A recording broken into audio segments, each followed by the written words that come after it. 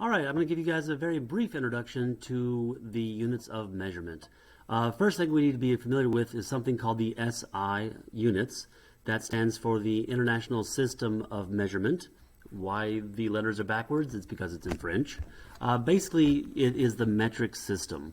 You guys have all heard of the metric system. You guys are probably familiar with the metric system. It is used by almost every single country on this planet, except a very small number, us included. So the base units refer to the starting point, if you will, for each of the 7 types of measurements. I'm going to skip the derived unit because that's not terribly important, but what I want to go through real quick is the different base units for these different measurements. For time, it's seconds. The abbreviation for that is just a lowercase s.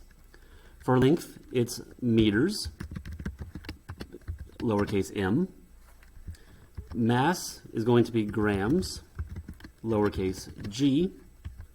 For a volume of a liquid, it's going to be liters, and that's a capital L. For a solid, it is a centimeter cubed, or I guess I should say cubic centimeter. And that again is a centimeter cubed. In order to do my superscript, I'm going to have to go over here, format, text, superscript. It also should be control and period. For some reason, mine's not working right now. The amount of a substance, the base unit for that is called a mole. The abbreviation, ironically, is MOL, only one letter less. But a mole we're going to talk about quite a bit coming up later. For temperature, it's not degrees Celsius or Fahrenheit. It is actually something called Kelvin, and that is abbreviated capital K. Notice there is no degree symbol. It's just the number and then a capital K to refer to Kelvin. Absolute zero is negative 273 degrees Celsius or 0 Kelvin. The way Kelvin works is they basically found the coldest possible temperature, which is absolute zero, where all molecular vibration ceases, and we call that 0 Kelvin. It's not based on water like Celsius or whatever the heck we based Fahrenheit on. All right, the next part is going to be the intro to actually scientific notation. We'll get to dimensional analysis in a little bit. Scientific notation is basically a way to represent very large or very small numbers in a calculator, calculator friendly value, if you will. So some of the numbers we deal with in chemistry are astronomically large and ridiculously small. The decimal is way over here, and there's no possible way we could really calculate with this. So what we do is we convert it into something that is much easier to use, called scientific notation. So for example, the way it works, and notice it says we have to remember to use the appropriate number of significant figures. So we're going to take this number, 3 million meters per second, and we're going to change it into scientific notation. The way that works is we're going to find the number of significant figures. 3 million without a decimal only has 1. So our first digit and our only digit is going to be the number 3. Then we're going to do times 10. And then we're going to do an exponent. An exponent refers to how many positions away from the original decimal spot are we going to position it. So for example, the decimal position, although you cannot see it, is right after the 3 million. So we're going to go over 1, 2, 3, 4, 5, 6 decimal positions.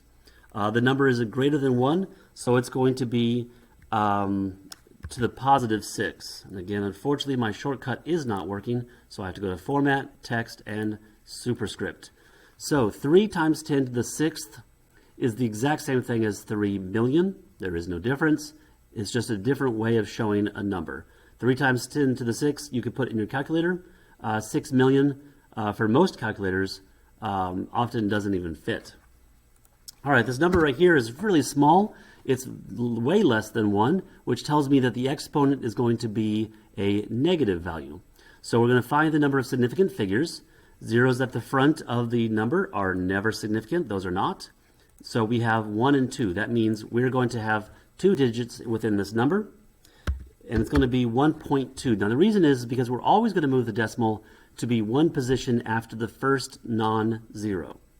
After the first non-zero. Now what that means is when we have the number 1, 2, the first non-zero is the 1. So we're going to move the decimal to be after the 1. If it was 3, 4, it would be 3.4. If it was 123, it'd be 1.23. So in this particular case, we have 1.2 times 10. Then we're going to count how far the decimal has moved. We have moved it from there. It is its current location. 1, 2, 3, 4, 5, 6, 7, because it's going to go after the 1, 7 positions. That means it's going to be -7. Again, my shortcut is working. Oh, nope, that's subscript. It is not working still. So format, text, superscript, there it is. 1.2 times 10 to the -7 tells us that is 0.00000012. Again, it's negative exponent because it's less than 1. It's 1.2 because those are the only 2 significant figures. And the times 10 just tells us we're going to multiply 1.2 and move the decimal 7 positions to the left. All right, we have another one here. We have 0.00145 kilometers. So we have 3 significant digits, the 1, 4, and 5. All the digits to the left are not significant. So I'm going to put the decimal after the first non-zero, in this case the 1. So it's 1.45 times 10, and then count how many decimal positions we're going to move it. The decimal is currently right there. So we're going to move it 1, 2, 3 positions to move it after the first non-zero. Therefore, again, it's a negative value because it's smaller than 1. So it's going to be times 10 to the -3, and superscript it. There we go. I should go ahead and add the units to be correct. This would be kilometers. Sorry about that. This would be meters per second. And of course, this would be meters per second as well. So that's how you basically do significant figures, converting a large number or very small number into being more easy to use. We're going to round these numbers to 2 significant figures. So the number of significant figures we have here are 3, 4, and 8. Again, being no decimal present, these are not significant. Therefore, to round it to 2 significant figures, we would have to round the 4 up because the following number is an 8. So it'd be 3.5 times 10 to the positive, because again, it's a larger than 1 value. 1, 2, 3, 4, 5. So that's to the 5th power. And let me go ahead and put in my unit, meters, before I forget. Format, text, and superscript. There it is. 3.5 times 10 to the 5th power is the same thing as 348,000 meters, but rounded to 2 significant figures.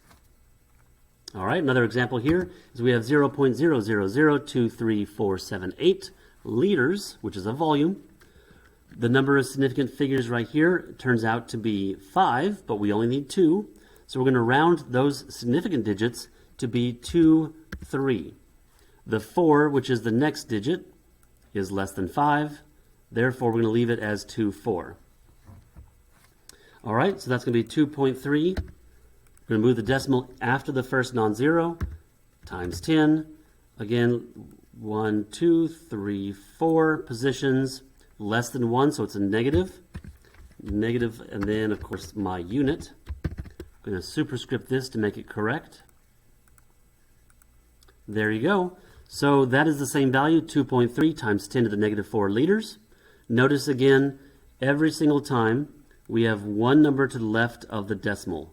Only one number to the left of the decimal. That's, very important. Here we have 10,001 kilometer. We want that to be 2 significant figures. So what we could do is 1.0, because 1.0 is 2 significant digits because there is a decimal present, times 10 to the, let's see, the decimal is right here, 1, 2, 3, 4 position. So I'm going to go ahead and put my 4 and then my unit. And I'm going to go ahead and superscript that. Format, text, superscript. And there we go. That is 10,001 to 2 significant figures in scientific notation. All right, guys. So that is a very brief introduction to the SI units, the base units, and scientific notation.